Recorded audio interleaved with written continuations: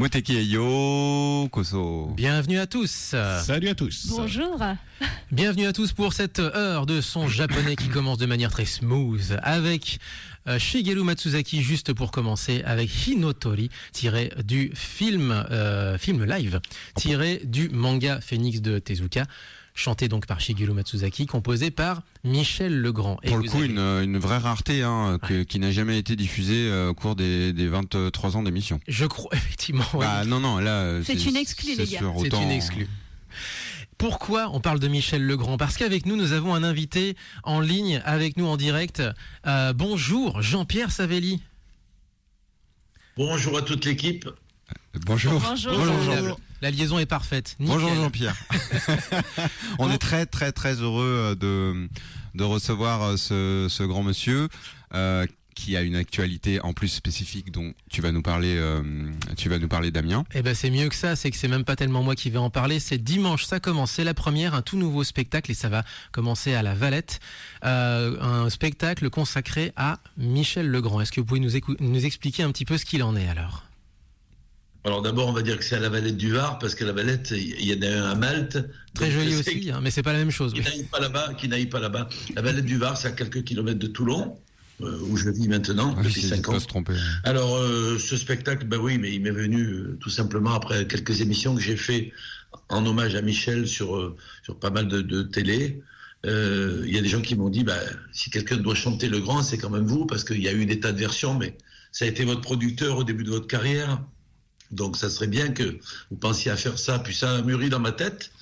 Moi j'avais toujours les années 80, bien sûr mon manga, mon spectacle manga, puis d'un coup, voilà, c'est parti l'année dernière, on a mis les chansons de côté, on a trouvé les musiciens, et puis c'est parti. Et la première date, donc 28 mai, dimanche 28 mai à 16h. Voilà. Donc, vous allez mettre en lien les unes avec les autres les différentes chansons de Michel Legrand, un peu comme une comédie musicale. Comment ça va se passer? Disons que pour moi, il n'y a pas d'ordre. Je ne vais pas commencer par ce qu'il a composé dans les années 60. Non, j'ai pris une quinzaine de chansons qui me plaisaient, bien sûr les incontournables, Parapluie de Cherbourg, Demoiselle de Rochefort, Peau d'âne, la chanson que quelqu'un de chez vous aime beaucoup, Il était une fois l'espace. Donc, elle sera sur scène avec le musicien. Voilà. Vous avez de la place encore? Et c'est vrai, non mais alors Violaine demande et c'est une vraie question. Alors c'est posé de manière marrante, mais c'est une vraie question. Est-ce qu'il reste encore des places? Est-ce qu'on peut réserver encore? C'est une petite salle de 180 places. Il reste une quinzaine de places depuis ce matin, parce qu'il y a des groupes qui se sont inscrits. Voilà, on n'a pas fait trop de pub. Tu sais, on n'a pas les moyens de faire des panneaux de 4 mètres par 3 dans tout Toulon, mais on en a parlé sur les médias. Et puis la rencontre des gens quand je me balade dans Toulon, le journal Var Matin, le journal Ici Paris, BFM, enfin tout le monde en a parlé un petit peu et ça se passe bien. Et donc alors, est-ce que c'est une date unique ou est-ce que ça va être suivi éventuellement d'autres dates, sans parler d'une tournée, je veux dire, mais on sait pas. On a déjà. C'est selon la réception, Oui, on a 4 caméras qui tournent, on va faire un beau teaser, on va faire une captation. Ensuite, on va envoyer à divers agents en France, en Belgique, en Suisse, et même dans certains autres pays étrangers où Legrand est une grande star. C'est une institution. De toute façon, ça reste une légende qui est quand même effectivement assez connue mondialement, bien sûr en France, mais ailleurs aussi. C'est un beau projet, franchement. Je pense que c'est le plus beau des hommages. Ouais. Écoutez, moi je suis fier de ça parce que j'ai 5 musiciens, une choriste avec moi, et puis certains musiciens sont très jeunes puisque mon contrebassiste il a 22 ans, il connaissait peut-être un titre ou deux de Legrand, mais je lui ai fait découvrir des chansons des années 64, 65, franchement des merveilles de titres, toujours bien sûr avec Eddie Marnay, son fidèle compagnon, qui lui a fait pratiquement 90% des textes. On va voir. Et puis, alors, du coup, 2 petites questions aussi concernant Michel Legrand. On parlait de la Valette et de pas confondre la Valette du Var et la Valette à Malte. C'est un petit peu comme ça que vous vous êtes rencontrés aussi avec Michel Legrand. C'est sur un quiproquo, si je comprends bien. C'est d'expérience. L'histoire est incroyable. Oui, le quiproquo, il y a quelques jours, j'étais à Paris justement pour de la presse, pour faire un petit peu ce parcours. Mon père, qui était un chanteur dans les années 40, qui s'appelait Carlo Cotti, chantait un peu dans l'esprit de Tino Rossi, et lui, il est parti de Corse à l'âge de 17 ans. Moi, j'ai un peu, vous voyez, attendu, je suis parti qu'à 19 ans. Et mon père me dit, écoute, si tu veux que je t'accompagne à Paris parce que j'en avais marre, je gagnais des concours de chant, j'étais chanteur d'orchestre dans les années 64, 65, et puis j'avais vraiment envie, quoi. Et puis bon, les études d'abord, et puis un jour, j'ai dit à mon père, tu m'emmènes à Paris. Voilà. Et il me dit, écoute, je me rappelle d'une fille qui chantait à mon époque, qui s'appelait Georgette Plana, la fameuse Rikita, bon, est-ce qu'elle existe toujours? Oui, il arrive à trouver son téléphone, on prend rendez-vous, et cette dame lui dit, je vous donne rendez-vous à Pleyel, voilà, et puis de là, je vous attendrai, on se téléphonera et tout ça. Bon, Pleyel, ok. Donc, quand on était à Paris, on était dans un petit hôtel à Pigalle qui rappelait les bonnes années de mon père où il vivait là-bas. Et puis, qu'est-ce qui se passe? On demande au taxi Pleyel. Et il m'emmène à la salle Pleyel. Moi, j'ai pas dit Carrefour parce que j'étais pas au courant, on dit mon père. Et j'ai attendu pendant une demi-heure, il n'y avait pas les portables à l'époque. On n'a pas vu Georgette Plana, par contre, moi, j'ai vu une plaque où il y avait marqué Production Michel Legrand. Et culotté, j'ai dit à mon père, écoute, 2e étage, on monte, on va voir. Hein. Je sonne, et qui m'ouvre? Une dame. Et c'était la mère de Michel Legrand, Marcel Legrand. Et je lui dis, on s'est rappelé de ça avec mon père à l'époque, je suis venu de Toulon pour faire un disque.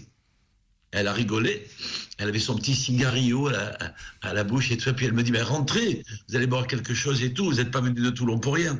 Voilà, et puis c'est parti de là, on a discuté. C'est quand même fou, hein. Et pendant ce temps, Georgette vous attendait au Carrefour Pleyel. Tout ce temps, hein, c'est vrai.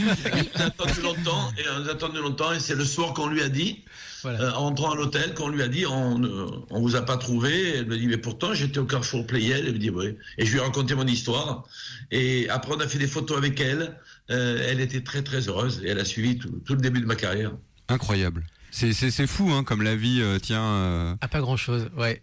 C'est incroyable. Un peu plus personnel, comment c'est de travailler avec Michel Legrand? Ça ressemble à quoi? C'est quoi comme ambiance? Enfin, à quoi ça ressemble tout simplement? Écoutez, moi, déjà dans l'orchestre, j'avais des musiciens à Toulon, beaucoup plus âgés que moi, qui connaissaient très bien Legrand, qui me faisaient écouter des chansons. Je trouvais ça fantastique. Au niveau des harmonies, moi qui n'étais pas musicien, j'écoutais ça, mais j'adorais chanter, quoi. J'écoutais le Legrand, on aurait dit que c'était des chansons faciles pour moi, je les chantais. Donc, quand je l'ai rencontré, il m'a dit, mais vous connaissez mes chansons? Oui, bien sûr. Eh ben, ça, il s'est mis au piano, je le regardais, j'arrivais pas à chanter. C'était quand même Michel Legrand à côté de moi, quoi. Et puis après, il y a un directeur artistique qui est arrivé là, qui s'est occupé de moi, Marcel Rotel, qui a été très important dans ma carrière au début. Et Marcel faisait toujours le lien entre Michel Legrand et moi. Ah, il a une chanson pour toi pour le festival de Tokyo. Ah, il a une chanson pour toi pour le festival à Rio. Et puis tu vas aller au Chili représenter la France. Pendant 2 ans, j'étais un petit peu le porte-drapeau de la chanson française. J'allais défendre la France avec des chansons de Legrand. Il y avait juste un petit problème, c'est que quand Michel Legrand arrivait sur scène pour m'accompagner, les grands orchestres se levaient tous, l'applaudissaient, les violons tapaient sur leur archet comme ça pendant 3-4 minutes, et moi j'étais là, j'attendais. Voilà. Et je me disais, mais quand c'est que je vais chanter, quoi? Voilà, c'était incroyable. Avec lui, c'était ça. Puis après, les séances d'enregistrement, qui coûtaient très cher à sa maman, parce qu'il voulait beaucoup de violon, beaucoup de cuivre, beaucoup de chœur. J'ai jamais fait un enregistrement avec moins de 30 ou 35 musiciens. Alors, c'était la belle époque. Michel Legrand était connu pour être un très très grand perfectionniste. Vraiment, ça faisait partie de ses traits de caractère qu'on peut lire dans tout ce qui peut être relaté sur lui. Et oui, j'imagine que pour vous, c'était la formation avec un des plus grands dans son domaine, en tout cas. Et je vais compléter ta question, Romain. Est-ce qu'il vous servait aussi de professeur justement en temps réel par rapport à ça, justement?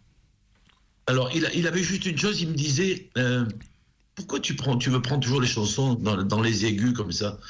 Fais voir un petit peu tes graves et tout. C'est pas un professeur de chant, mais au piano, c'était fais-moi un peu écouter quand même ta voix dans les graves et tout ça. Avec lui, je n'ai jamais chanté de jazz, jamais.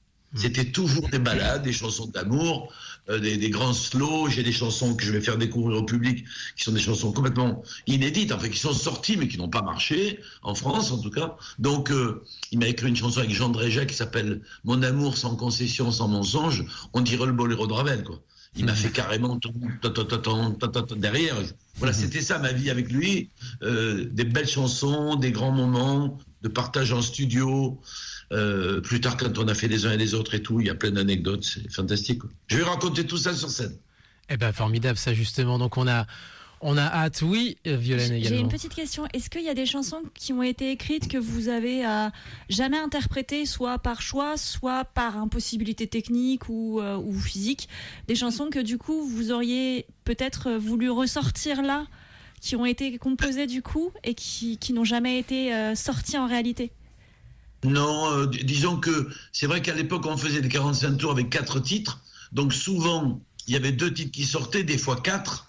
Mais on a très peu retrouvé de chansons. Là, il y a par exemple un garçon qui s'appelle Mathieu Moulin de Marianne Mélodie, qui est un fou de la chanson française, qui aime chanteur, et qui m'a proposé il y a 2 ans de faire une grande compilation.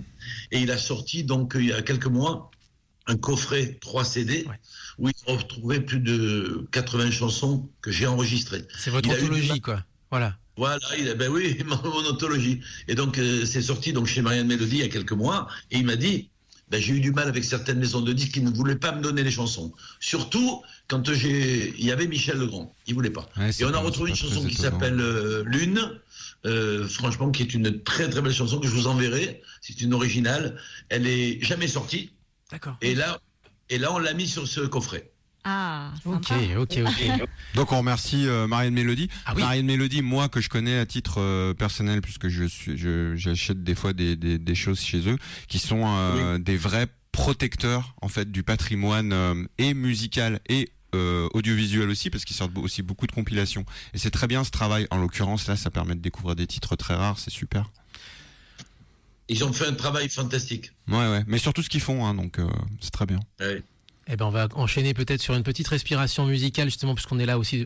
On parle de Michel Legrand, on a ouvert avec du Michel Legrand. Ah bah c'est passionnant. Autant aller jusqu'au bout de la chose avec 2 titres, dont un qui est là sur 45 tours, l'autre qui est en MP3 juste là et qui est disponible sur toutes les plateformes d'écoute. Là j'utilise précisément Spotify, mais ça peut être n'importe laquelle. Jean-Pierre Savelli, notre invité, est aussi disponible à l'écoute sur les plateformes habituelles, traditionnelles. Il faut aussi le préciser. Bah pour l'instant, il est disponible avec nous. Là, et pour l'instant, il est disponible au téléphone avec nous. Voilà, c'est ça. Et la semaine prochaine, il sera disponible à Toulon, enfin à côté de Toulon. Et dimanche prochain, on le rappelle, Voilà. donc ce nouveau spectacle en hommage à Michel Legrand. Pas Michel Legrand, justement, un grand japonophile qui a été contacté par des producteurs nippons pour un film tiré de La Rose de Versailles, alias Lady Oscar pour nous en France. Et un film live, donc, produit par des Japonais, Non, mais c'est avec incroyable en fait. des comédiens britanniques, avec notamment un jeune Lambert Wilson, avec son père d'ailleurs au passage, qui jouait un gardien de prison. Et oui. Et à la baguette, bien entendu, donc Michel Legrand, mais surtout derrière la caméra, Jacques Demy, Podane, vous avez chanté notamment la chanson du Prince, voilà. Et le pire, c'est que le film est totalement introuvable sur le marché de la vidéo française depuis. Au Japon, il a le statut de film culte, de même que l'œuvre d'origine, mais le film est totalement introuvable. Je crois qu'il avait été réédité dans un coffret. Demi, mais voilà, là pour l'instant il y a rien, il est complètement introuvable. C'est fou quand même. C'est assez fou, hein. Alors que la musique, elle est tout à fait dispo. On peut l'écouter. Oui. Et on va l'écouter maintenant d'ailleurs pour le coup. Allez, c'est parti donc. 2 petites chansons. D'abord le thème d'ouverture de Lady Oscar. Et donc, après on vous dira ce que c'est après. Et après on vous laisse la petite surprise. Vous allez la reconnaître tout de suite. 04 78 39 18 15 si vous voulez nous appeler en direct. www.facebook.com/moutekikanu, idem pour Twitter. Vous pouvez nous retrouver également sur mouteki-radio.fr sur internet. Et sur les réseaux sociaux, en live sur Twitch tout de suite, sur Instagram, Facebook. Et on si est vous partout effectivement. C'est parti, on est ensemble jusqu'à 10h encore avec Jean-Pierre Savelli, notre invité.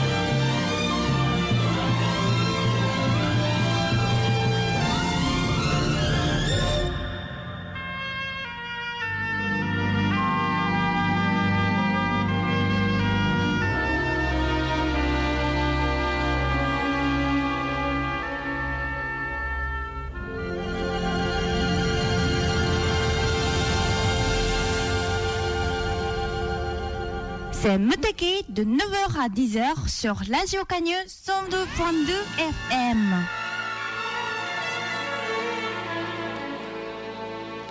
L'infini des prairies bleues du ciel découvert comme un grand livre ouvert, et la terre, cette bille éphémère qui prend quand l'étoile passe sa vraie place dans l'espace infini, qui devant nous dévoile ses comètes, ses planètes, ses étoiles et le ciel, tel un rêve éternel où le temps même s'efface pour faire place à l'espace infini vers lequel nous allons plein de joie sur les chevaux du vent. Le futur, l'aventure nous font face. Laisse-moi te conter, il était une fois l'espace.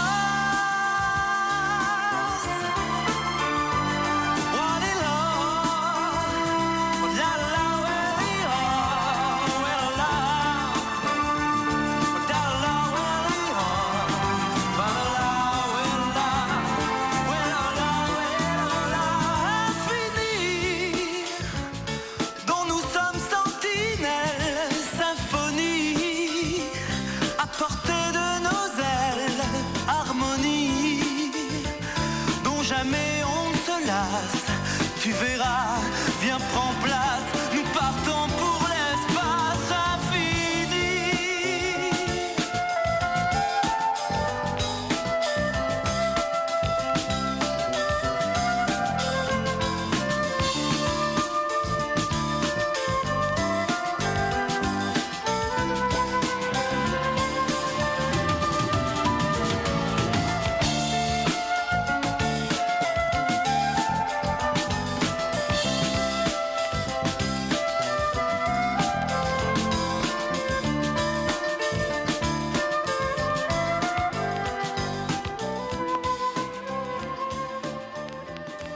Alors il est très rare dans Muteki, hein, évidemment, que nous diffusions des génériques français. Celui-ci est particulièrement marquant, bon, pour Pour l'invité moi. que nous avons l'honneur de recevoir, Jean-Pierre Savelli, pour Violaine aussi apparemment. Et c'était donc le générique d'ouverture de Il était une fois l'espace, donc de la série de Michel Barillet. Albert Barillet. Michel Barillet. Albert Barillet, bien sûr, et non pas Michel. Michel Barouille, c'est pas la même chose.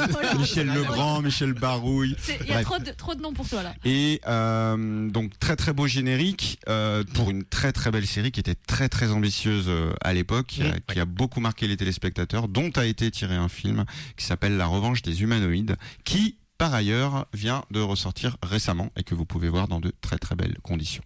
Avec 30 ans de décalage, Mais effectivement. c'était Il pour est les jamais trop tard. pour l'époque, c'était extrêmement ambitieux. Hein. Série de 26 épisodes, très belle BO qui d'ailleurs elle aussi complète est ressortie en vinyle. En plus de ça, alors carrément Pour en vinyle. profiter de la musique donc de Michel Legrand. Ouais, juste avant de reprendre très rapidement l'antenne, juste pour remarquer également que la composition, en tout cas de Michel Legrand, qui effectivement utilisait les instruments de l'époque, faut comprendre que c'est les années 60, 70 et 80, moi, me rappelle énormément le mélange classique, alors rock, je mets des guillemets, mais avec des instruments modernes, et du coup, c'est une composition que vraiment, je pense que les gens devraient découvrir, parce qu'il y a vraiment un perfectionnisme, effectivement, de la composition qui est assez folle. Et il faut surtout le remettre dans le contexte, vraiment dans les années, encore une fois, dans ces années, mais elle est vraiment folle. Enfin, moi, ça me rappelle un peu les travaux de T'avais un mélange de Sawano, etc. aujourd'hui, parce qu'il y a vraiment des C'était mélanges de une, genres, quoi. C'est une production luxuriante, quoi. Ah ouais, c'est incroyable. Et Sawano, il fait un peu pareil. Il prend des orchestres, il en prend 20, 30 à chaque fois. On a Yokoyama aussi, par exemple, C'est vrai. Senseiya. C'est de quelqu'un l'époque, qui oui. vient du Qui est plus proche de son c'est époque. du jazz à la C'est base. différent, Voilà. c'est assez différent de ce que faisait Yokohama. Hein. Oui. C'est pour ça que je rapproche plus de Sawano, mais Sawano est plus moderne. Parce que, Mais il y a beaucoup de fusions. Jean-Pierre Savelli, notre invité cette semaine dans Muteki, et justement pour cette chanson-là, Il était une fois l'espace, c'était vos retrouvailles, parce qu'il y avait eu un gap d'une vingtaine d'années, quelque chose comme ça, entre vos 45 tours avec Michel Legrand et ce générique-là, il me semble.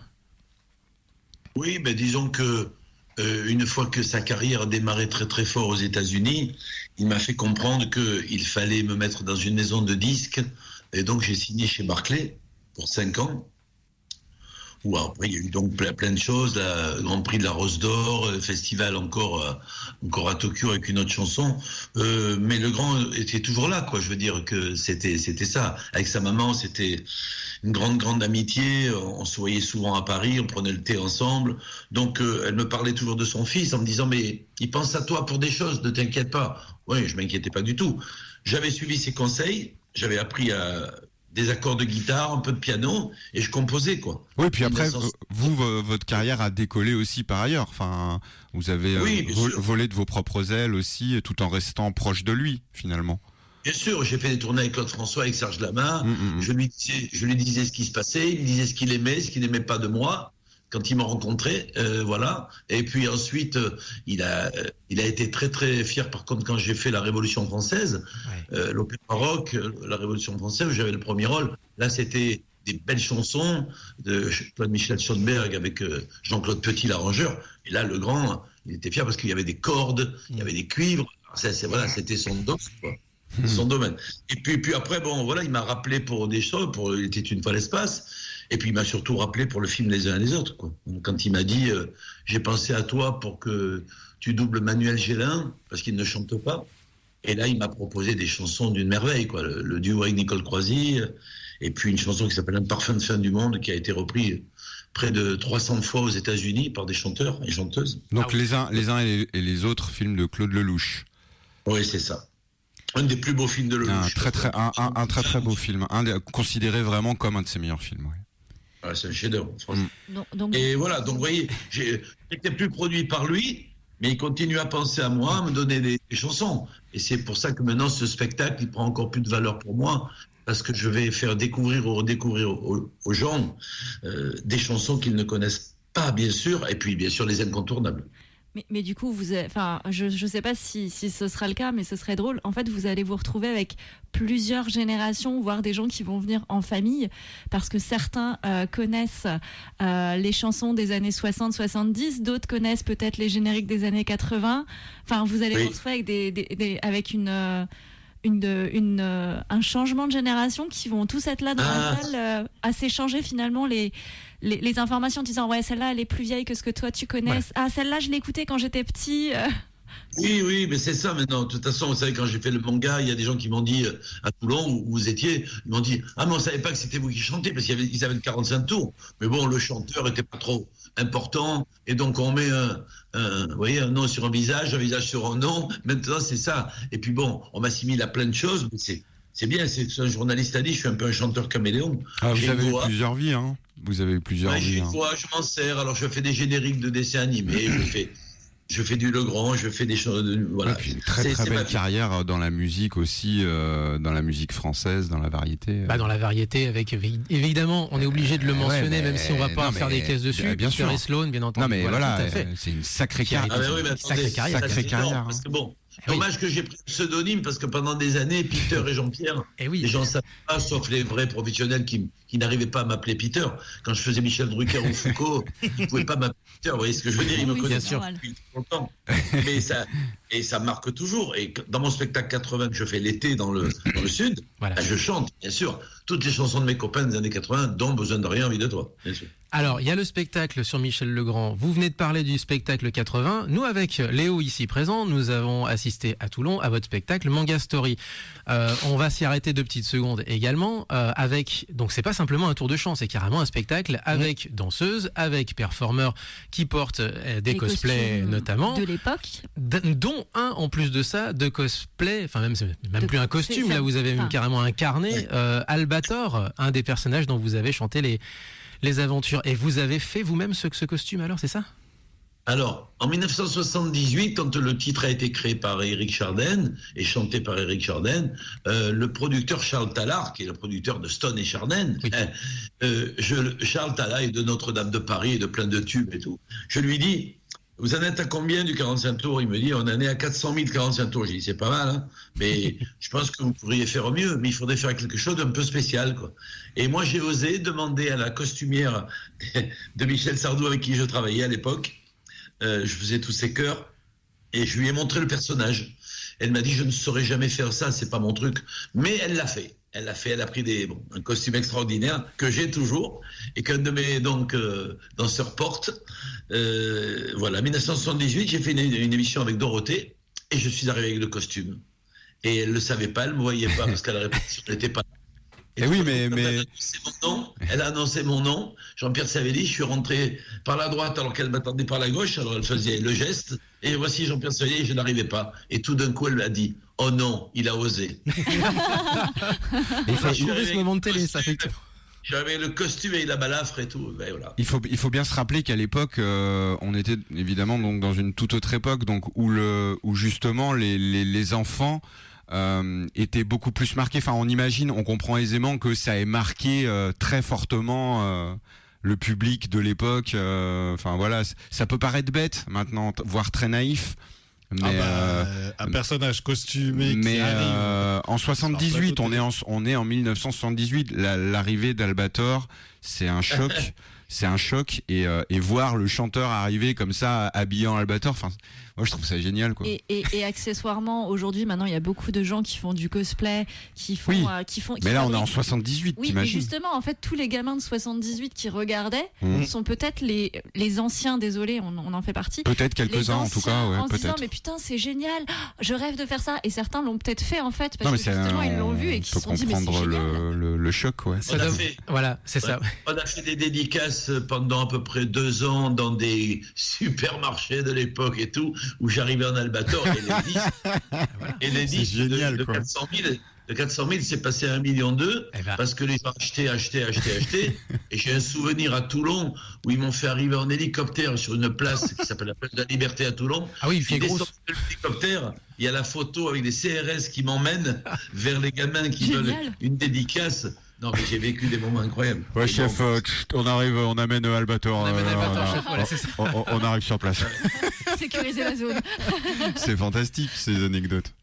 Donc oui. Et du coup, il devait protéger Albator d'une horde de gamins, quoi. Ouais, c'est Albator qui devait se faire protéger. C'était pas les sylvidres, c'était des gamins. Vous enverrez la photo, vous allez voir avec les 2 CRS. Avec plaisir. Avec plaisir. Ça marche. Dernier mot sur ce tour de chant. Bah, du coup, en fait, c'est, comme je disais, c'est un spectacle plus qu'un tour de chant. Vous avez donc des danseurs. Est-ce que ce sont des danseurs et des performeurs qui sont issus de votre école de comédie musicale? Absolument. Voilà. Absolument. Ah oui, on s'est servi là-dedans. Depuis 5 ans que nous sommes à Toulon avec ma femme, elle s'occupe de la partie danse, parce qu'elle est professeure de Zumba, donc elle a son école. Mais je lui ai dit, écoute, si tu veux qu'on remonte le Manga Story, il faut prendre les élèves qu'on a, quoi. Parce que franchement, on a des performeurs et tout ça, puis les jeunes qui font ça, ben, ils connaissent tout juste ces personnages, franchement, parce que ceux qui font XOR et qui font Actarus, bah, ils ont 20 ans. Hein. c'est fou. Hein. D'ailleurs, on avait rencontré... Ça les a amusés, mais incroyable. Bah, en fait, ils ont peu ou prou l'âge que vous aviez, vous, à l'époque. Vous aviez quel âge quand vous chantiez XOR? C'était quel âge? Absolument. Ouais, c'était, vous aviez... Moi, je suis né en 1949, vous voyez, j'ai fêté mes 74 ans hier, le 18 mai. Oui, il y a 2 jours. C'était hier. Voilà. Non, avant-hier. Avant-hier, du coup, oui, on est le 20. Donc voilà, c'est un juste retour des... Juste retour c'est déjà passé, oh là là, 2 jours. Ça va vite. Mais du coup, en fait, moi je sais qu'on avait eu le plaisir de rencontrer une de vos danseuses qui était là après le spectacle, parce que du coup, ça a été assez cosmique. D'habitude, c'est les journalistes qui vont vers les artistes, et là, en fait, on partait. On allait partir. On s'est regardé et du coup, en fait, il s'est passé un truc. À un moment donné, je me retourne et je vois plus de Damien. Et je me dis, il est encore parti voir quelqu'un. Ah bah lui, faut pas le lâcher. De toute façon, il part. Mais ce qui est drôle, c'est qu'il m'a dit, mais non, c'est Jean-Pierre Savelli qui m'a attrapé. Mais c'est très bien, il faut que ça se passe comme ça, c'est fait pour ça les salons. Et donc du coup on a eu le plaisir de discuter un petit peu avec vous et avec du coup une de vos danseuses qui était là, qui est une toute jeune, qui était là en disant c'est génial, oui on a fait la scène et tout. Elle me dit je connaissais pas trop, c'est vraiment une ambiance, elle a découvert le truc elle aussi de son côté. Oui, c'est un passage de flambeau aussi. Hein. Et puis voilà. Et du coup une petite pensée à toutes les personnes qui vous accompagnent, que ce soit des choristes, que ce soit des danseurs, des danseuses, des performeurs. Votre épouse, je crois, qui organise toutes les chorégraphies. Ben, disons que c'est elle, oui, qui montait le chorégraphie. Ouais. Alors, à une époque, elle ne veut pas chanter. C'est pas son truc, mais elle a une voix sympa. Et elle me dit, moi, je veux bien pour certaines dates. Et à Namur, en Belgique, c'est elle qui a fait donc Candy, Maya l'abeille et Tom Sawyer. Mais bon, le micro, c'est pas trop son truc. Là, elle a monté les chorégraphies. On a pris une chanteuse. Comme ça, c'est plus facile pour elle. Et c'est vrai que c'est un vrai show. Le directeur du Zénith ne s'attendait pas du tout à ça, puisqu'il m'a signé en ayant vu une télé ou deux. Oui. Et puis quand je suis arrivé avec tous ces costumes et tout ça, parce que là, il a eu une très belle idée. Et à la fin de l'année, nous refaisons à côté du Zénith une salle qui fait 800 places et qui est à côté du Zénith de Toulon. Ok. Faisons une soirée manga. Ok. Soirée spéciale manga. D'accord, ok. Bon, c'est à suivre, hein, à suivre. à, Ouais. Oui, on tiendra au courant. Ouais, à suivre. Il faut. On va enchaîner sur un petit peu de musique. Dernière remarque avant d'enchaîner. Nous, alors ce qu'on a vu nous dans le public justement de ce spectacle Manga Story au Mangazur à Toulon, c'était que en fait ça brassait plusieurs générations. Il y avait beaucoup de monde en réalité qui était curieux, mais vraiment de toutes les générations. Ils étaient là juste avant. Il y avait le concert de Nana Kitade, donc plutôt des génériques des animés des années 2000, etc. Et les gens sont restés. Donc voilà, un succès, un véritable succès. Ben, écoutez, ils ont découvert aussi, et puis voilà, ils ont découvert surtout le chanteur, parce qu'ils connaissaient peut-être des chansons, mais ils connaissaient pas le chanteur. Voilà. Oh, il y en a qui devaient le connaître, le chanteur, je pense. Il y a moins. Alors, moi, Je pense qu'il y avait quand Oui, même. enfin, il y en a certains à la fin, ils m'ont dit, voyez, il manquait quand même quelque chose. Pourquoi vous n'avez pas fait besoin de rien, oui, de toi Ah non, c'est leur sujet les pour, gars, voilà, c'est pour pas le. le thème. On va essayer de voilà. Rien Tu à sors. voir. Non, je leur ai dit, en rigolant, je les ai bien regardés dans les yeux, j'ai dit, je suis désolé, je n'avais pas le costume. Il y avait pas- Ah, oui, oh, c'est vrai. Elle est mignonne, celle-là. Belle sortie. La perruque Belle de- sortie. Perruque de Sloane, peut-être. Non, je ne sais pas. Enfin bref. Ouais. Exactement. Allez, on va enchaîner sur deux génériques sélectionnés par l'ami Léo, avec donc deux, vous vous en doutez bien, deux génériques japonais de séries qui ont été interprétés en français par Jean-Pierre Savelli. On passera les extraits juste après, bien entendu. Mais c'est parti donc pour ces deux petits extraits. À vous de les deviner d'ailleurs pour le coup, puisque c'est la devinette musicale de la semaine. Du gros classique quand Je même. pense que voilà, derrière en FM sur Twitch, vous allez reconnaître assez facilement. Laurent, Allez, il est sur les starting blocks. là. c'est parti.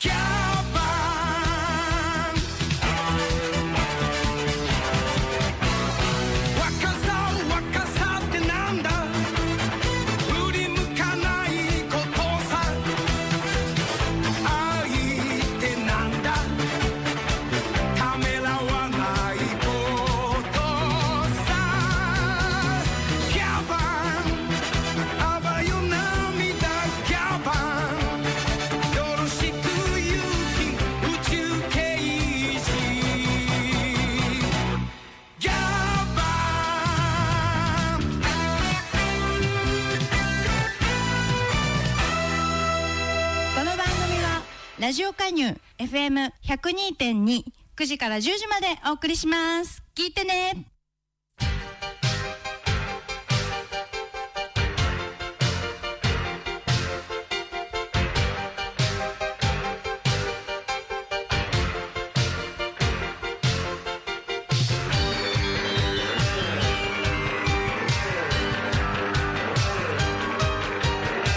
君を宇宙へ飛ばして星に変えたい。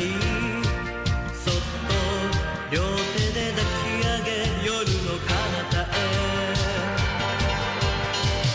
君は不安な顔して振り向くけれど、何も心配するなよ、飛んで行けるさ。その時君は光の翼、闇を突き抜け銀河を渡る。飛べ飛べ飛べ飛べ、君は星になる。飛べ飛べ飛べ飛べ、迷いを振り切って飛べ飛べ飛べ飛べ、どんな星よりも美しい僕の星になる。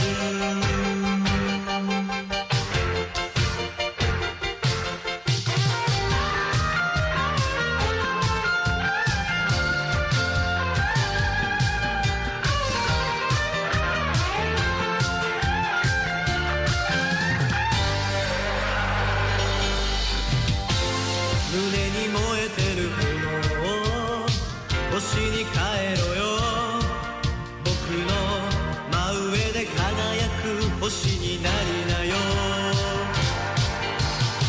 愛を信じる気持ちが心にあれば、何があっても平気さ、強くなれるよ。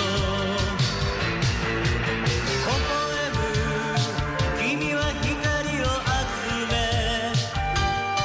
眩しいほどの銀河の女王。飛べ飛べ飛べ飛べ、君は星になる。飛べ飛べ飛べ飛べ、今夜は素敵だ。飛べ飛べ飛べ飛べ、どんな星よりも美しい僕の星になる。飛べ飛べ飛べ飛べ、君は星になる。飛べ飛べ飛べ飛べ、今夜は素敵だ。飛べ飛べ飛べ飛べ、どんな星よりも美しい僕の星になる。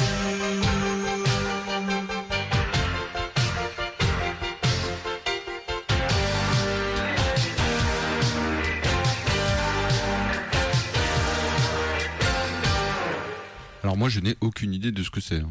Alors Ah. moi je Ça n'est sais pas évident. hein. Toi, Moi, tu sais, toi. je sais que Alors. c'est un générique en français qui a été changé par notre invité. Oui, moi aussi. Voilà. Donc parmi Mais- toutes les séries, parce qu'il n'y a pas que les dessins animés, il y a aussi les séries, Oui. et on va en parler dans un instant, puisqu'on a commencé cette petite sélection musicale Ouais, le premier était facile. avec un non-dessin animé. Non, Eh oui. Ah non. c'était un Et donc, Sentai. le titre qui a le Tokusatsu. plus C'est un marqué, tokusatsu. Voilà. le titre Oui, qui a le plus plus précis, c'est un marqué les tokusatsu. fans français. Hein. Ouais, moi j'étais pas Je trop pense concernée. de toute la disco en tout cas animée de Jean-Pierre Savelli, c'est le titre qui est avec Albator évidemment. Alors, petit extrait avant de vous donner la musique, puisque tout de Ah, suite le en titre. France, vous allez la reconnaître.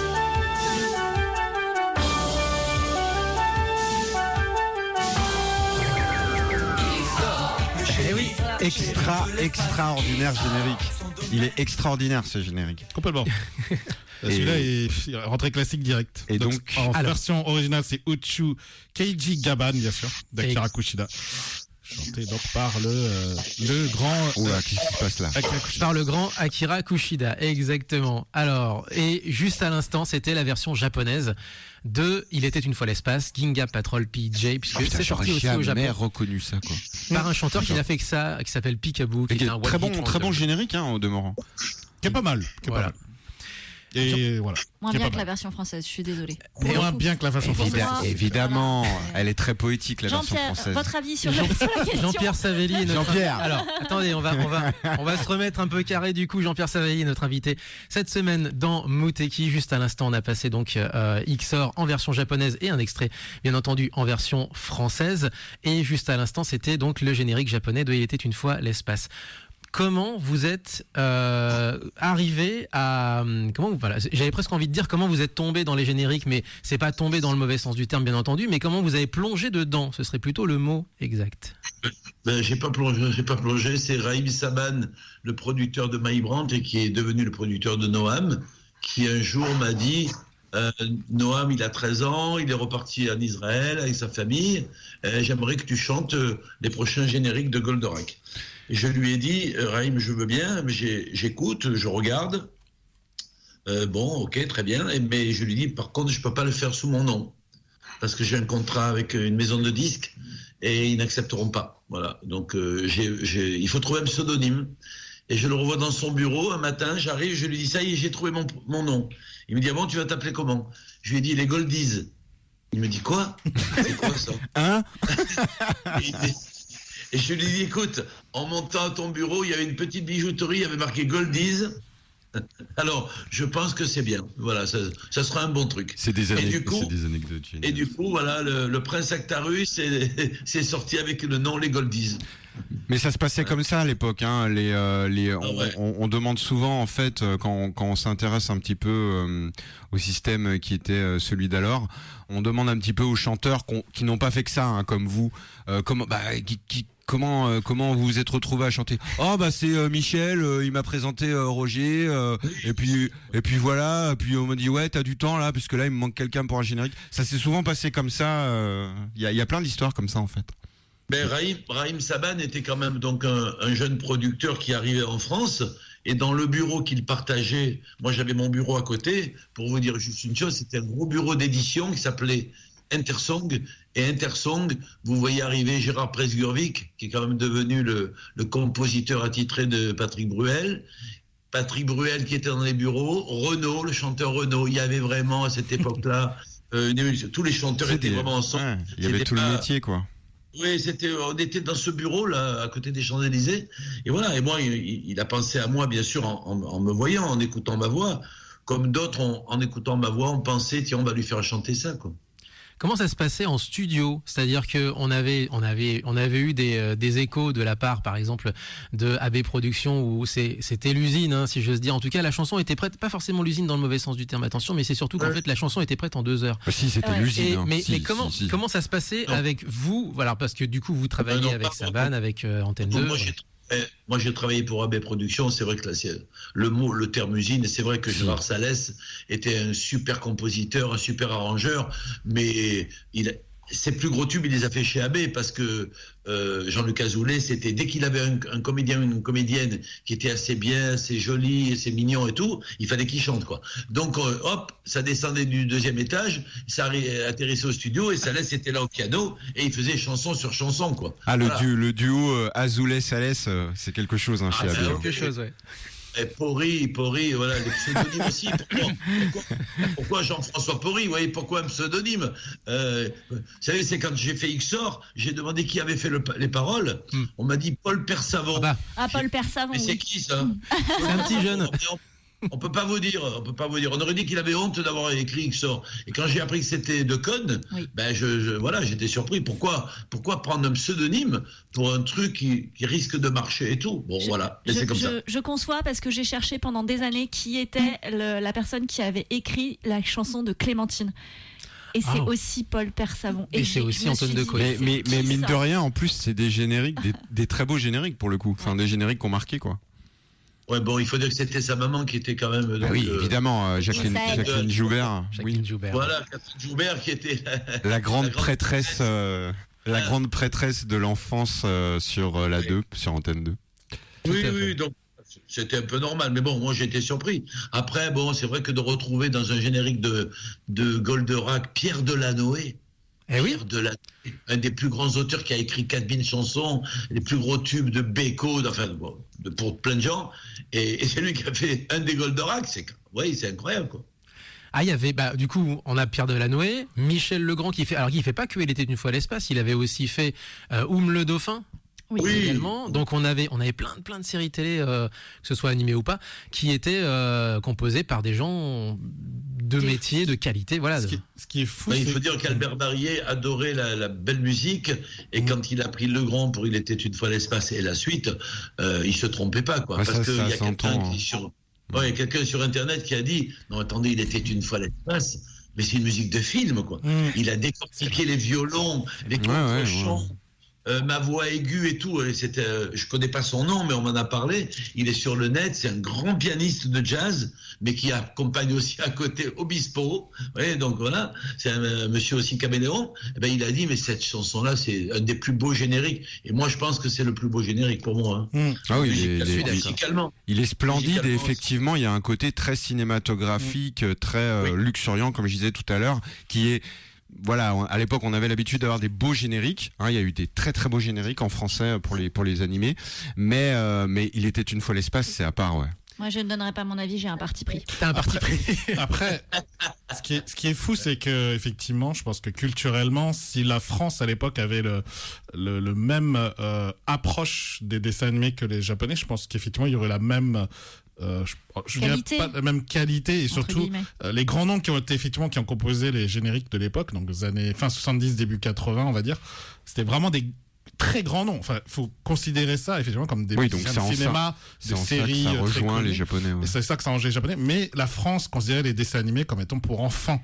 Donc c'était un peu entre guillemets un sous-genre. Donc c'était compliqué. Encore une fois. En fait, c'est AB Productions qui a changé la donne et qui a voilà. Mais je pense quand même que ce que nous, la génération, moi je suis né en 78.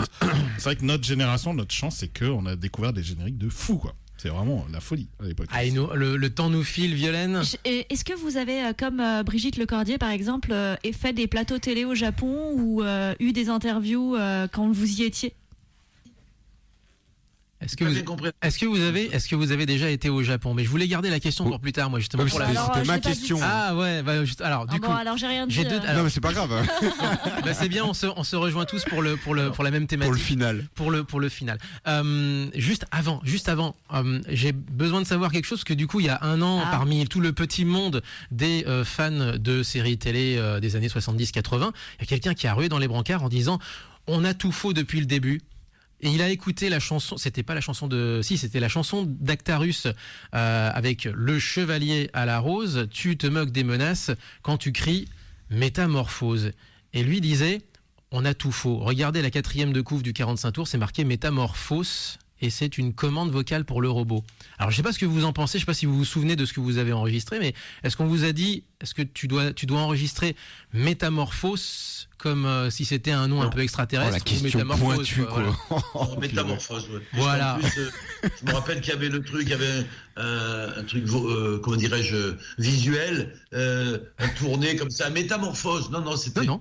J'ai jamais entendu parler de ça, moi. Eh ben, j'ai entendu parler de ça il y a un an. J'ai dit, mais ta théorie elle est formidable. Simplement, tu as demandé à personne. Mais ça, c'est les élucubrations des fans hardcore illuminés dans leur coin. Pourquoi ça fait 2 tours avant qu'il atteigne ce donc robot? du coup, sur son 45 tours, potentiellement, il y aurait une faute de frappe. Il y aurait une faute de frappe sur le 45 tours. Ce qui serait pas la première fois. Oui, c'est ça.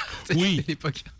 Certes. On en termine puisque du coup vous aviez Raïm Saban comme producteur, avec aux côtés de du coup Mac Brandt, aux côtés de Noam. Noam, ça tombe bien, il a chanté un album entier en japonais qu'on avait présenté, que Roman nous avait amené. Je crois que tu l'as même carrément fini. Je pense qu'on doit être 10 à l'avoir acheté et je suis dedans.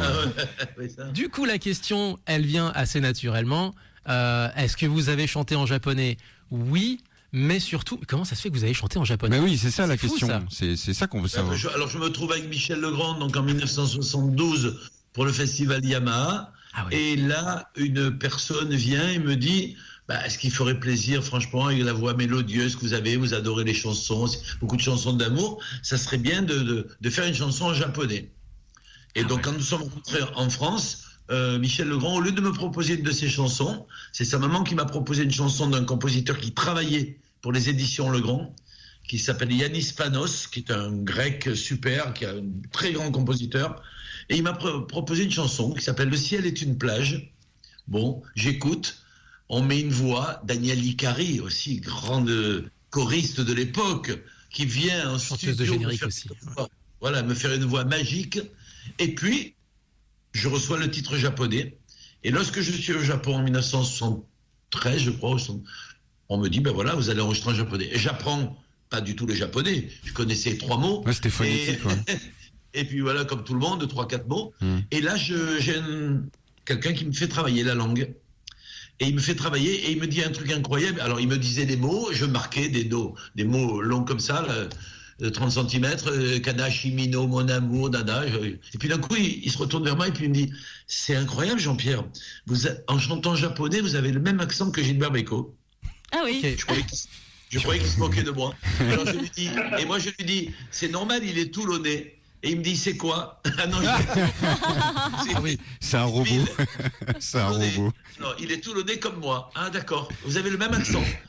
Bon, j'ai enregistré donc 2 titres en japonais. Franchement, j'ai les pochettes encore de disques. Quand mes élèves de la comédie musicale, ils me voient avec la tête. D'ailleurs, ils m'ont fait une tête de japonais. Non, mais c'est génial. Oui, c'est génial. J'ai des photos. Hein. Il y a alors j'ai cru voir la pochette parce que du coup votre disque se passe de main en main sur Discogs qui est le centre de gravité du commerce de disques d'occasion, De la et j'ai pu collection. voir la pochette et le traitement de votre photo, il est très lissé, un peu comme les photomatons japonais quoi. Enfin pour le coup on est vraiment là-dedans quoi. Et alors, pour un 45 tours, vous ouvrez la pochette, il y a le texte en japonais. Ah oui, c'était ça à l'époque. Oui. Et moi, j'ai juste une question, Jean-Pierre, qui finalement s'éloigne un petit peu, mais comment c'était le Japon en 73 ? Qu'est-ce que ça vous a fait, en fait ? Qu'est-ce que vous avez ressenti d'y aller ? Est-ce que vous y êtes retourné par la suite, après, dans votre carrière, avec Stony Charden ou... Peter Non, et Sloan. Stony Charden, pardon. Génération d'avant, ça. Peter, excusez-moi. Pas du tout. Peter et Avec le duo, Sloan. pas du tout. Je suis retourné donc avec Nicole Croisille, car j'ai fait, elle a représenté la France pour le festival Yamaha, et je faisais des chœurs. Et j'adorais faire les chœurs pour les autres. J'ai fait des chœurs pour plein de chanteurs français, surtout chez Tréma, pour Sardou et Hervé Villard et compagnie. Et je suis allé donc faire son choriste. Et quelques années plus tard, comme Francis Lane ne prenait pas l'avion, nous avons été chercher les disques d'or pour le film Les uns les autres, avec Nicole, D'accord, ok. au Japon.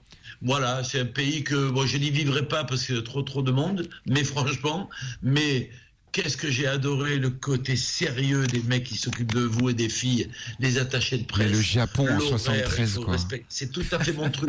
Le sommet de l'air mon truc. chaud, putain, dans les années 70, ça serait mon rêve. Si je pouvais retourner dans le temps, ce serait 70 et 80 au Japon. Vous le voyez pas, il a les étoiles dans les Ouais, yeux c'est là. ça. C'est, Il a le Non, grand c'est sourire chouette. et tout. C'est chouette. Et ben du coup, voilà, malheureusement, c'est tout le temps qu'on a. On rappelle votre actualité dimanche 28 à la Valette, le nouveau spectacle consacré à Michel Legrand. Et Non, donc- Michel Legrand, ouais. oui, tout à fait, Michel Legrand. Tout à fait. Et la prochaine date, vous avez une prochaine date pour Manga Story ou pas également? Alors pour le moment, non. On nous a déjà téléphoné par rapport au manga de Toulon. Il y a beaucoup de demandes. On est en train de voir. On a envoyé les conditions, on a envoyé les films, les vidéos. Et voilà. Et donc la fin de l'année déjà en décembre, on va le faire à Toulon. Mais après, je pense qu'il y a plein de salons qui ne pourront pas prendre tout le spectacle parce que voilà. Donc ils vont me faire venir pour chanter 2-3 chansons. Mais non, mais moi je veux vraiment maintenant montrer le spectacle Manga Story. C'est mon truc. Ok. Bon, bah, super. Après, si Formidable. vous venez à Lyon, on vous fera visiter avec plaisir. Moi, Eh bien, c'est ça. mon offre tient toujours.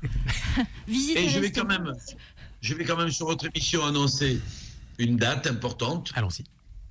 puisque nous l'avons eu il y a quelques jours. 11 novembre, le Grand Rex de Paris, Goldorak avec l'Orchestre Symphonique. Ah ouais, donc là, attendez, mais alors donc là, c'est une exclue en fait. C'est une exclue que vous nous annoncez là. Donc Goldorak, dans le cadre de Goldorak Experience, c'était ça, hein, il me C'est ça, semble, voilà. avec super. Jérémy Serron qui m'a confié donc que la date, ça y est, était arrêtée. Donc voilà, il y a déjà une journée, après-midi et soir. Nous allons chanter avec un orchestre symphonique, c'est génial. Alors, ça, Grand Rex, autant vous dire que si vous voulez des places, c'est pas les places ne sont pas en vente encore. Hein. Non, non. Donc Non, mais il faudra vous dépêcher parce que ça va être très très vite complet. Hein. On peut réserver tout de suite auprès de l'artiste ou pas? On peut réserver auprès de l'artiste. En direct. On regarde le plus grand Rex. Alors je vais vous en prendre 5, s'il vous plaît. Ouais, je sais pas. Et ça va être un moment fantastique, j'espère vous y retrouver là-bas. Avec plaisir. Ah bah on va y aller, ouais, ça c'est sûr. En tout cas, merci à vous, j'ai passé un bon moment. Eh ben écoutez, c'est Plaisir nous. partagé. On a été honorés de vous avoir et puis je pense que tous les auditeurs étaient vraiment très contents. C'était passionnant. On pourrait faire une émission de 4 heures là. Oui, Ça, franchement, facile, hein. là, c'est ça. Facile. Tout à fait. Pourquoi pas recommencer Voilà. sur Twitch lors de prochains événements ou autres? On verra. Ouais, effectivement. J'ai une tout à fait. toute Oui. dernière question pour Ah bah, Jean-Pierre. voilà. Pour Jean-Pierre, une toute dernière question. Est-ce que vous prévoyez, on sait jamais, d'écrire un livre sur votre parcours artistique ou pas du tout? C'est prévu depuis un moment. Le seul truc, c'est trouver la bonne personne qui arrive à faire cet amalgame de toute ma carrière de plus de 50 ans de chansons, voilà, avec des anecdotes et tout ça. Mais on a déjà rencontré 2-3 personnes et je pense que c'est en bonne voie. Super, génial. On vous Plein de remercie. photos. Plein de photos. Avec les photos, bien sûr. Ah bah évidemment. Ah, c'est important, les photos. Ah ouais, clairement. En plus, les photos de l'époque, en plus de ça. Ah On oui, a oui, argentique. Ah oui. C'est vrai. Ouais, Oui. D'ailleurs, on a une photo qu'on vous enverra, qu'on avait prise au la salon photo avec. qu'on avait pris à Montgazur. Quand on aura Eh développé oui. la pellicule, hein, pas tout de suite. Hein. Oui. On a pris aussi en argentique, tout à fait. On vous remercie chaleureusement. Merci beaucoup Merci Jean-Pierre. encore. Et on va Bon se week-end. quitter. Bon week-end à vous. On va se Merci. quitter avec une de vos chansons, justement, Kanashimi mon amour, pour clore cette émission. Bah oui, bah bien sûr, Eh c'est oui. génial. Effectivement. Elle est là. On l'a retrouvée, elle est là, effectivement. Est-ce qu'elle est déjà passée sur la FM française cette chanson? Hein? Non, jamais, je Je crois. crois pas. Je crois pas. Hein. Non. Oui, ils en ont passé 4 secondes pour dire que je chantais japonais. Ah bah, quoi. d'accord. Eh ben, nous on va la chanter en entier. on va la Enfin, passer en entier. Voilà. Sur la bande Merci. FM. Merci Merci beaucoup. à Bonne vous. journée, À bientôt. merci. Au revoir. Au Au revoir. revoir, bien sûr. Eh ben, on va se quitter, voilà, avec cette chanson-là, effectivement, Kanashimi mon amour.